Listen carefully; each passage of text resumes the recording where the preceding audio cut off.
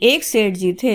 एक दिन उन्होंने दुकान पर अपने बेटे को बिठा दिया और बोले कि मैं थोड़ी देर में आता हूँ, तुम बिना पैसे लिए किसी को कुछ मत देना।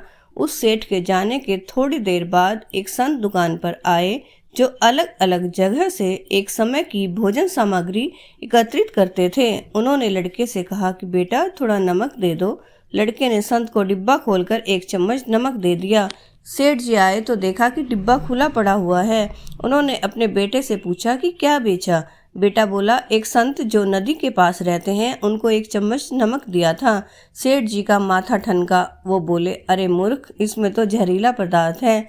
सेठ जी भागकर संत के पास गए। तब तक संत भोजन बनाकर भगवान का भोग लगाकर खाने की थाली लेकर बैठ चुके थे। सेठ जी दूर से ही बोले, महाराज रुकिए, आप जो नमक लाए थे नमक नहीं था बल्कि जहरीला पदार्थ था। कृपा करके आप ये भोजन न करें। संत जी बोले, भाई हम तो प्रसाद लेंगे ही, क्योंकि भोग लगा दिया है। भोग लगाकर भोजन छोड़ नहीं सकते। अगर भोग नहीं लगाता तो भोजन छोड़ भी देता। ये कहकर संत ने भोजन को प्रसाद समझकर खाना शुरू कर दिया। सेठ जी रात भर वहीं बैठे रहे। सेठ को रह रहकर ये चिंता सता रही थी कि अगर संत को कुछ हो गया तो बड़ी बदनामी होगी। रात में अगर तबीयत बिगड़ी तो कम से कम वैद्य को तो दिखा देंगे।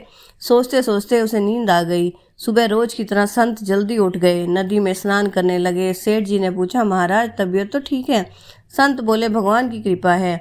इसके बाद वे पूजा के लिए मंदिर चले गए। सेठ जी भी उनके पीछे पीछे चल दिए।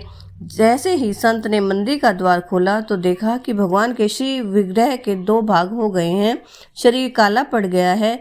ये देखते ही सेठ को सब समझ आ गया कि भक्त के अटल विश्वास को देखकर भगवान ने भोजन का जहर भोग के रूप में स्वयं ग्रहण कर लिया और भक्त को प्रसाद ग्रहण कराया। इसके बाद सेठ ने तुरंत घर जाकर बेटे को दुकान सौंप दी और स्वयं संत की शरण में आकर भक्ति करने लगा।